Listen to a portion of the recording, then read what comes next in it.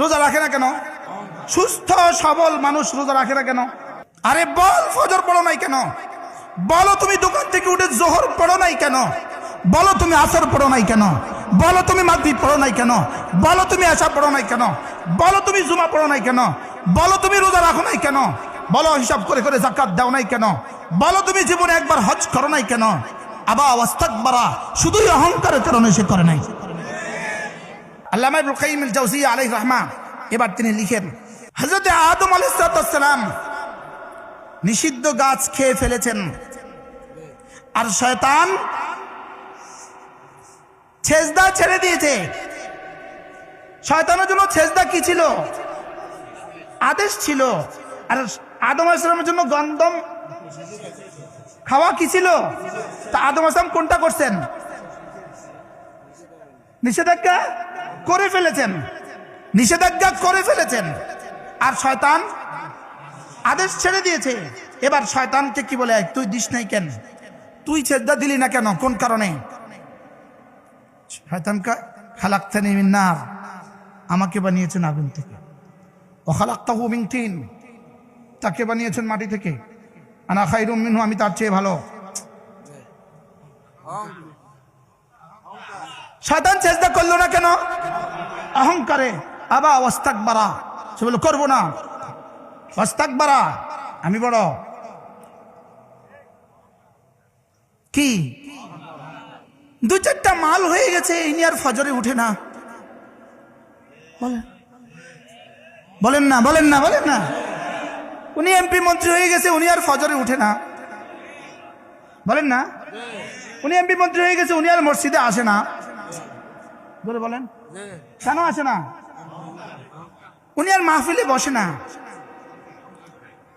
কেন? বলেন, অহংকার। উনি কেন বসে না? বলেন, অহংকার। উনি মসজিদে কেন যায় না? দেখবেন এরা মসজিদে জুমায় যায় বাধ্য হইয়া, কিন্তু একামত আগে দিয়ে যায়। বাস্তব না বাস্তব? কে জানে হুজুর আবার ওয়াজ করে ফেলে কিনা, হুজুরের ওয়াজ আবার তার কলিজায় ঢুকে যায় কিনা। আমি দেখি, আমি তো একটা বড় মসজিদে জুমা পড়াই, দুনিয়া বিলাইনে বেশি বড় বড় জুমা পড়ে। তো আমি দেখি এমনি আয় বয়ে থাকে, এমনি এমনি।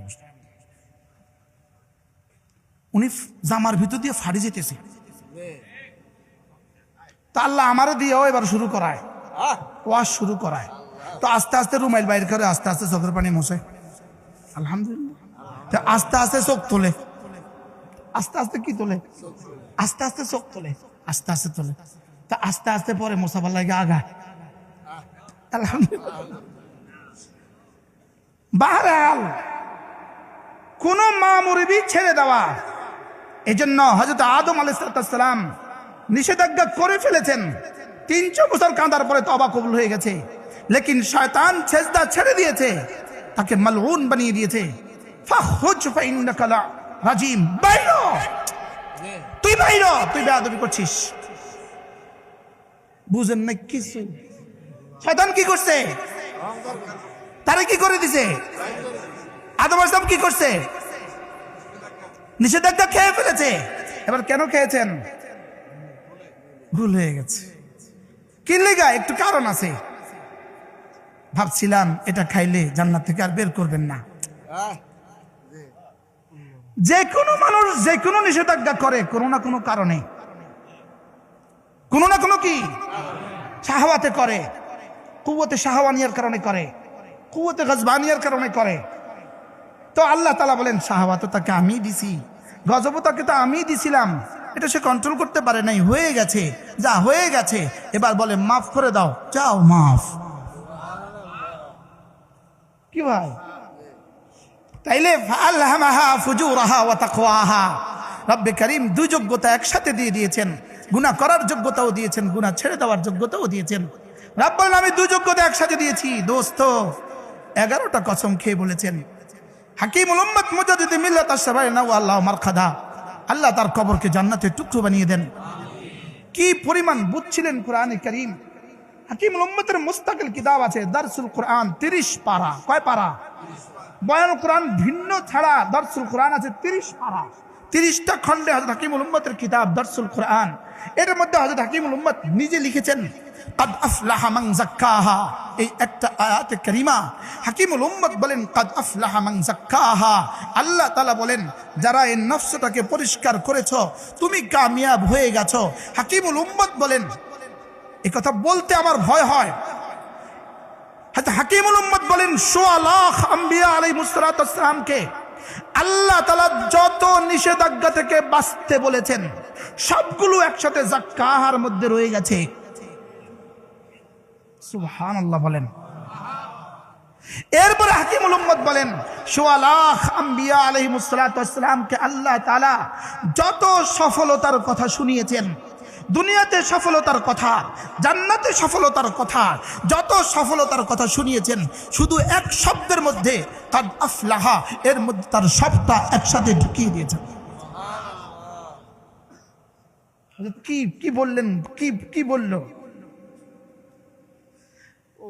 আল্লাহ তাআলা? বলেন কাদ আফলাহা মান যাক্কাহা। আল্লাহ তাআলা বলেন আমি সূর্যের কসম খেয়ে বলি, আমি সূর্যের আলোর কসম খেয়ে বলি, আমি চন্দ্রের কসম খেয়ে বলি, আমি দিনের কসম খেয়ে বলি, আমি রাতের কসম খেয়ে বলি, আমি আসমানের কসম খেয়ে বলি, আমি আসমান বানানেওয়ালার কসম খেয়ে বলি, আমি জমিনের কসম খেয়ে বলি, আমি জমিন বিছানেওয়ালার কসম খেয়ে বলি, আমি নফসে বাশারের কসম খেয়ে বলি, আমি নফসে বাশার বানানেওয়ালার কসম খেয়ে বলি। হ্যাঁ আমার বন্ধু, শোনো শোনো শোনো, তুমি যদি তোমার নফসটাকে শিরিক থেকে বাঁচাও, কুফরি থেকে বাঁচাও, ফখর আর কিবর আর রিয়া আর বুগজ আর গীবত শিকায়ত থেকে বাঁচাও, তুমি তোমার নফসকে যদি গুনাহের কদুরত থেকে বাঁচাও, গুনাহের নাজাসত থেকে বাঁচাও, হুব্বে জাহ থেকে বাঁচাও, হুব্বে মাল থেকে বাঁচাও, তুমি তোমার নফসকে যদি সমস্ত নাজাসত আর গালাজত থেকে বাঁচাও, আমি রব কথা দিলাম কাদ আফলাহা, আমি তোমাকে সফলতার চূড়ান্ত সোপান জান্নাতে পৌঁছাবই পৌঁছাবো। তোমার কাজ যাক্কাহা, আমার কাজ কাদ আফলাহা। সুবহানাল্লাহ বলেন। তুমি করবা যাক্কাহা, করবা তোমার দিলটাকে তুমি সাফ করো। আল্লাহ নবী যখনই আয়াত পড়তেন ওয়াকাফা, থেমে যেতেন। রাসূল যখনই আয়াত পড়তেন ওয়াকাফা, থেমে যেতেন, আর সঙ্গে সঙ্গে বলতেন আল্লাহুম্মা আতি নাফসি তাকওয়াহা আনতা ওয়ালিয়ুহা ওয়া মাওলাহা ফাযাক্কিহা আনতা খায়রু মান যাক্কাহা ওয়া যাক্কিহা আনতা খায়রু মান যাক্কাহা। আল্লাহ আপনি আমার নফসকে তাকওয়া দিয়ে দেন। আল্লাহ আপনি তো নফসের একচ্ছত্র অধিপতি, আপনি তো নফসের একমাত্র মালিক, আপনি তো এটার একমাত্র মালিক। আনতা ওয়ালিয়ুহা ওয়া মাওলাহা ওয়া যাক্কিহা আনতা খায়রু মান যাক্কাহা। আল্লাহ এটাকে আপনি সাফ করে দেন, এটাকে আপনি কি করে দেন? কাদ আফলাহা মান যাক্কাহা। পড়েন ইয়াকিন বানান, ইয়াকিন বানান, ইয়াকিন বানান, ইয়াকিন বানান, ইয়াকিন বানান, ইয়াকিন বানান। কাদ আফলাহা মান যাক্কাহা। সময় হবে না, যদি আল্লাহ আমাকে সুযোগ দিত, যদি আল্লাহ আমাকে সুযোগ দিত, এখানে যদি একটানা 30 দিন একটানা বলতে পারতাম কাদ আফলাহা মান যাক্কাহা, তো কলিজাটা ঠান্ডা হতো। হযরতে ইমাম রাজি রাহমাহুল্লাহ বলেন তাজকিয়া একটা শব্দ, ইমাম রাজি রাহমাতুল্লাহ বলেন ওয়া হুয়া কালিমাতুন জামিআতুন।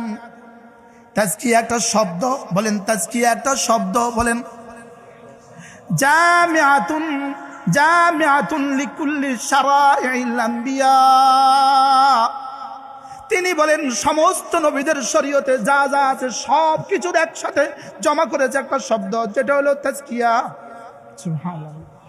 তাজকিয়া এমন এক শব্দ, আমাদের নবীজির জীবনের 23 বছরের নবুয়তের জীবনে রাসূল যা যা করেছেন, রাসূল যা যা বলেছেন, সুবহানাল্লাহ বলেন। 23 বছরের নবুয়তের জীবনে রাসূল যা যা করেছেন, যা যা বলেছেন সব কিছু একসাথে তাজকিয়ার মধ্যে সব কিছু রব্বে কারীম একসাথে ঢুকিয়ে দিয়েছে। এই জন্য হযরত মূসা আলাইহিস সালাম যখন ফিরাউনের কাছে যাচ্ছিলেন, রব্বে কারীম ফিরাউনের ব্যাপারে হযরত মূসাকে কি বললেন? ইযহাব ইলা ফিরাউন, যান আপনি ফিরাউনের কাছে যান, তাকে গিয়ে একটা কথা বলবেন, হাল্লাকা ইলা আন তাযাক্কা, হাল্লাকা ইলা আন তাযাক্কা। ফিরাউন, আমাকে তোমার রব তোমার কাছে পাঠিয়েছে একটা বিষয়ের জন্য। হাল্লাকা ইলা আন তাযাক্কা, তোমার কি তাজকিয়া নফসের কোনো ইরাদা আছে কিনা? সুবহানাল্লাহ। তুমি কি দিলটাকে তাজকিয়া করবা কিনা? তুমি কি দিলটাকে, সবাই বলেন, তুমি কি দিলটাকে তাজকিয়া করবা কিনা? তুমি কি দিলটাকে সাফ করবা কিনা? বলেন তুমি কি, আবার বলেন তুমি কি দিলটাকে সাফ করবা কিনা? হাল্লাকা ইলা আন তাযাক্কা, আগে বলছেন তাযাক্কা, এরপরে দুটো শব্দ বলেছেন ওয়াহদিয়াকা ইলা রাব্বিক। তুমি যদি চাও তোমাকে তাজকিয়া করে দিব, তাইলে আমি না তোমার সামনে তোমার রবের পরিচয় তুলে ধরবো। তাইলে বোঝা গেছে রবের পরিচয় ছাড়া তাজকিয়া হয় না। সুবহানাল্লাহ বলেন। রবের পরিচয় ছাড়া আর তাজকিয়া হয় না। যদি তুমি রবকেই না চিনলা, তোমার তাজকিয়া হবে কি দিয়ে? রবকে না চিনলে তোমার তাজকিয়া হবে কি দিয়ে? রবকে না চিনলে তোমার জীবনে কোনোদিন তাজকিয়া হবে না। তাজকিয়া মানে দিলটা সাফ হবে না। দিলটা সাফ না হলে জীবনে তুমি কামিয়াব হবা না। কি ভাই? হাল্লাকা ইলা আন তাযাক্কা ওয়াহদিয়াকা ইলা রাব্বিকা ফাতাখশা। তুমি যদি বলো তাহলে আমি তোমাকে তাজকিয়া করে দিব। কেমনে তাজকিয়া করব? ওয়াহদিয়াকা ইলা রাব্বিক, আগে তোমার রবের পরিচয় তোমাকে তুলে ধরবো। তোমার রবের পরিচয় তুলে ধরলে, তোমার রবের পরিচয় দিয়ে তোমার দিলটা কিছুটা সাফ হয়ে যাবে। দিলটা যদি সাফ হয়ে যায়, ফাতাখশা, তাইলে না তুমি আল্লাহ ভীরু হয়ে যাবা। আল্লাহর ভয় তোমার কলিজায় আসবে। আর আল্লাহর ভয় যদি আসে, তাইলে তুমি দুনিয়া আখিরাতে কামিয়াব হয়ে গেলে। কি ভাই? হ্যাঁ, আমি আপনাকে বুঝাবো কিভাবে, আপনাকে বুঝাবো কিভাবে, আপনাকে বুঝাবো কিভাবে। হযরত ইব্রাহিম আলাইহিস সালাম যখন বাইতুল্লাহ বানালেন, আল্লাহ তাআলা যেন বললেন, ইব্রাহিম আমার কাছে যদি কিছু চাওয়ার থাকে তুমি চেয়ে নাও। হযরত ইব্রাহিম আলাইহিস সালাম জবাবে বললেন, আল্লাহ একটাই চাইবো, একটাই চাইবো, আবআত ফীহিম রাসূলাম মিনহুম ইয়াতলু আলাইহিম আয়াতিক ওয়া ইউযাক্কিহিম ওয়া ইউআল্লিমুহুমুল কিতাবা ওয়াল হিকমা। আল্লাহ আমার এই ছেলের বংশে একজনকে রাসূল করে পাঠান, একজনকে রাসূল করে পাঠান, যিনি না এক নাম্বার কিতাবের তেলাওয়াত করবে, কোরআনের তেলাওয়াত করবে, দুই নাম্বার তাদের সামনে তাদের দিলগুলোকে সাফ করে দিবে। এক নাম্বার তেলাওয়াত করবে, দুই নাম্বার তাজকিয়া করে দিবে, দিলগুলোকে সাফ করে দিবে, তিন নাম্বার কোরআন তাদেরকে শিখাবে, চার নাম্বার কোরআনের ব্যাখ্যাও তাদেরকে শিখাবে। সুবহানাল্লাহ বলেন। তাহলে এক নাম্বার তেলাওয়াত, দুই নাম্বার তাজকিয়া। এক নাম্বার কি? তেলাওয়াত। দুই নাম্বার কি? তাজকিয়া। তিন নাম্বার কি? তালিমে কোরআন। চার নাম্বার কি? তালিমে হিকমা। তালিমে হিকমা। এই চারটা কাজ দিয়ে আমার এই ছেলের বংশে একজনকে রাসূল করে পাঠান। আল্লাহ তাআলা যেন বললেন, ইব্রাহিম আমি তো আগেই বলেছি, তুমি যা বলবা আমি তা শুনবো। হ্যাঁ যাও, কথা দিলাম। আজকে মাগরিবের এশার নামাজে আমি যে ইমামের কাছরে নামাজ পড়ছি, তিনি এটা তেলাওয়াত করছেন। আমি কি এটা আমার লেগে করছি রে? আল্লাহ তাআলা বললেন, যাও, কথা দিলাম। ওয়াকাযালিকা বা'আথনা ফীকুম রাসূলাম মিনকুম ইয়াতলু আলাইহিম আয়াতি ওয়া ইউযাক্কিহিম। কথা দিলাম, কথা দিলাম, যাও, তোমার এই বংশে একজনকে রাসূল করে পাঠালাম, যিনি কোরআন কারীমের তেলাওয়াত করবে আর তাদের তাজকিয়া করে দিবে। তাইলে বোঝা গেছে ইব্রাহিম যেটা বললেন রব হুবহু সেটা বললেন। ইব্রাহিম আসলাম কি বললেন? তেলাওয়াত করবে, তাজকিয়া করবে। তেলাওয়াত এক নাম্বার, তাজকিয়া দুই নাম্বার। তেলাওয়াত এক নাম্বার, তাজকিয়া কয় নাম্বার? দুই নাম্বার। আল্লাহ তাআলা কবুল করার সময় কি বললেন? সূরা জুমার 2য় আয়াত। আল্লাহ তাআলা বললেন, আমি পাঠিয়ে দিলাম, যাও, পাঠিয়ে দিলাম, পাঠিয়ে দিলাম একজন রাসূল, যিনি এক নম্বর কাজ তেলাওয়াত করবেন, দুই নম্বর তাদের দিলগুলোকে সাফ করে দিবেন, তিন নম্বর তাদেরকে কিতাব শিখাবেন, চার নম্বর তাদেরকে কিতাবের ব্যাখ্যাও শিখাবেন। এই চারটা কাজ করবেন। এবার আল্লাহ তাআলা যেন বললেন, ইব্রাহিম তুমি যা বলেছো আমিও তাই বললাম, যাও, কথা দিলাম। এক নম্বর তেলাওয়াত, দুই নম্বর তাজকিয়া। তাইলে বোঝা গেল তেলাওয়াত ছাড়া তাজকিয়া হবে না, তেলাওয়াত ছাড়া তাজকিয়া সম্ভব না। কি বলছে বলেন? এই জন্য কোরআনে কারীমের যে তেলাওয়াত পারে না, তার দিলটা মুজাক্কা হয়ে গেছে। আল্লাহর কসম এটা অসম্ভব। ইন্নাকা লা তাজনি মিনাশ শাওকা লি'নাবা। কাটা গাছ থেকে যেমন তুমি জীবনে কখনো আঙ্গুর পাবা না, বলদ থেকে যেমন জীবনে কখনো দুধ পাবা না, কাটা গাছ থেকে যেমন জীবনে কখনো আঙ্গুর পাবা না। তেলাওয়াত ছাড়া দিলটা সাফ হয়ে গেছে, এটা কখনোই হবে না। কি বলছি বুঝেন না? আগের দুইটা বুঝলেন, এটা বুঝলেন না কেন? বলেন তেলাওয়াত নাই, তার দিল সাফ নাই। আবার বলেন তেলাওয়াত জানে না, এদের দিল সাফ নাই।